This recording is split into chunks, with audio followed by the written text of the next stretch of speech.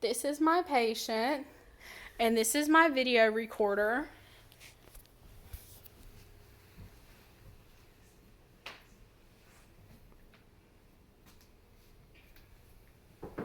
Hi, I'm Elizabeth. I'm going to be your nurse today. I'm performing hand hygiene.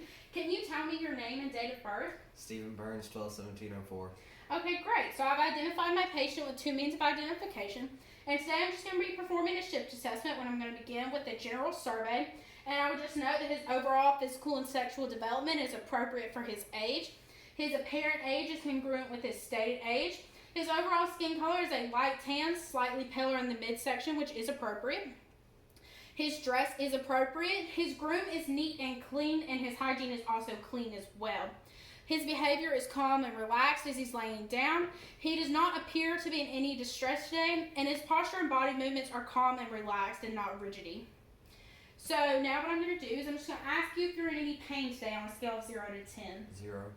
My patient states a pain of 0 out of 10. And do you know where you're at today? Gouch. Do you know who I am? Elizabeth Burns. And do you know what day it is? Monday. So my patient's level of consciousness is alert, and he's also oriented times 3. His speech is also intact as he has no slurring or anything like that. So I'm going to move into the head portion of the exam, and I'm going to be checking pupillary reaction. I'm just going to place my hand here, and I'm going to check direct reaction to light and consensual reaction to light. And I'm going to do the same thing in the other eye, direct and consensual. So on both my patient's right and left eye is reactive to light, both directly and consensual. So I'm going to move on to the pulmonary, and I'm just noting his breathing pattern, and it's of it's a deep quality, not too shallow, not too deep. It's of a regular pattern and rhythm within the 12 to 20 per minute. His trachea is midline, it's not to the left or the right. He's not using any accessory muscles, any oxygen devices or oximetry devices. So now what I'm going to do is I'm going to begin listening to the anterior chest wall or the front side. And I'm just going to lower this down. Thank you. And I'm going to start up here by the clavicles.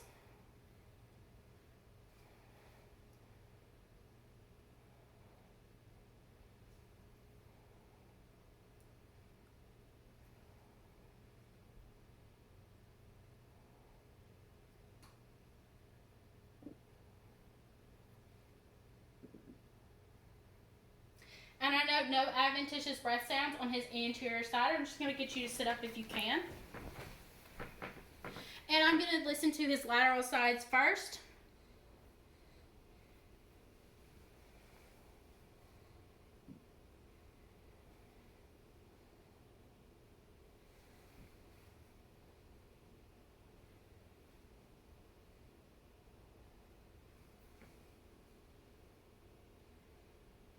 And I know no adventitious breath sounds on his lateral side. So next I'm going to do the posterior, and I'm going to be inside of the scapulas.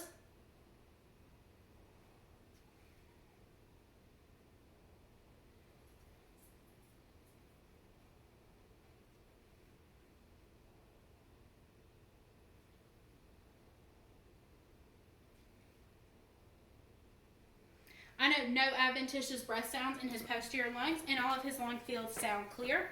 So next what I'm going to do is I'm going to move on to the cardiovascular portion, and I'm just going to listen to your heart with the diaphragm and the bell of my stethoscope. So I'm going to begin with the diaphragm, and I'm going to be listening for rate and rhythm, starting in the aortic, the second intercostal space to the right, the pulmonic, the second intercostal space to the left, the Erb's point, the third intercostal space to the left, the tricuspid, the fourth intercostal space to the left, and fifth, the mitral or the apex, the fifth intercostal space to the left. And I note with my diaphragm, his rate is in the 60 to 100 beats per minute. He is not tachycardic, and his rhythm is also regular. So now I'm going to repeat in the same spots with the bell, listening for murmurs and gallops. And that's the aortic, and I'm moving to the pulmonic, the Erb's point, the tricuspid, and the mitral or the apex. And I noticed no murmurs, gallops, or swishing noises. So next what I'm going to do is I'm going to be assessing your pulses, and so I'm going to begin with the carotid one at a time on each side. And the right side is 2+. And the left side is 2+. So I'm going to move down to the radial pulses. And they are both 2+ and even bilaterally. And I'm going to check capillary refill in the upper extremities. And they return to normal in 2 seconds, which is the expected finding. And peripheral edema. And I notice no swelling or pitting. So I'm going to move on to the lower extremities. And I'm going to begin with the posterior tibial pulses on the inside of the ankle. And they are 2+ and even bilaterally. And the dorsalis pedis pulse. And they are 2+ and even bilaterally. I'm going to assess capillary refill in the lower extremities. And they return to normal in 2 seconds, which is the expected finding. And peripheral edema in the lower extremities. And no swelling or pitting is seen, which is the expected finding. So next I'm going to move on to the GU and GI assessment. I'm going to start with the GI. And so I'm just going to be assessing your abdomen. I notice that it's symmetrical on each side. I also notice that your contour is slightly rounded. I notice no collection devices and no feeding tubes. So next I'm going to listen to the 4 quadrants, starting with the right lower quadrant with the diaphragm of my stethoscope, and I'm just going to be listening for bowel sounds.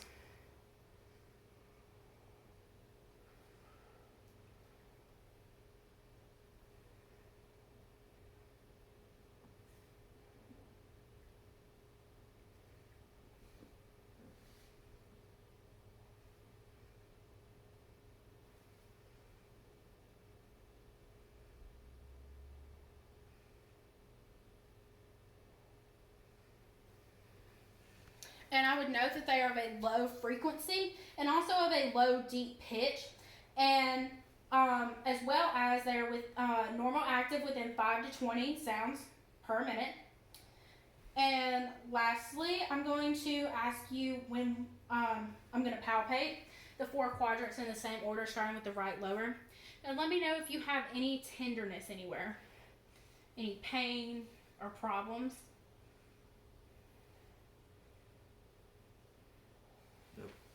So my patient has no tenderness or pain in any of the 4 quadrants. He also has no muscular resistance or rebounding. So I'm going to ask you, when was the last time that you've had a bowel movement? Today. And what color was it? Brown. And was it soft or hard? Soft. So my patient states no signs of incontinence within his gastrointestinal tract. So I'm going to move on to the gastrourinary tract. And I'm just going to ask you, when was the last time that you peed today? Today. And what color was it? Yellow. And was it clear or cloudy? Clear. So my patient states no signs of incontinence within his gastrourinary tract. So lastly, I'm going to just palpate the bladder. And once again, let me know if you have any tenderness or pain. It is below the umbilicus and above the symphysis pubicis. Okay. My patient has no tenderness or pain on his bladder. It is not distended. It is not felt to the touch. He has no collection devices and no dialysis ports. So I'm just going to move on to the skin portion, and I'm just going to be feeling for any moisture or heat or anything like that. And so my patient exhibits no moisture. He is warm to the touch, but he is not hot as in a fever. He also has no incisions, IVs, wounds, dressings, scars, rashes, or lesions that need to be noted. So I'm going to check his skin turgor, and by his clavicle, I'm just going to pinch a piece of skin and release it, and it returned immediately, which is the expected finding. So now I'm just going to have you sit up if you can and put your feet over the side. I'm going to be testing your muscle strength. So I'm just going to put your arms out and push and pull. And my patient exhibits a 5+ in strength in his upper extremities, and push and pull. And he exhibits a 5+ in his lower extremities as well, which are both 100% muscle strength. And so that will complete my shift assessment. And so I will place the bed in the lowest position, lock and call light within reach. Is there anything I can do for you today? No. Okay, well thank you for your time, and I will see you on my next round, and I will perform hand hygiene and leave.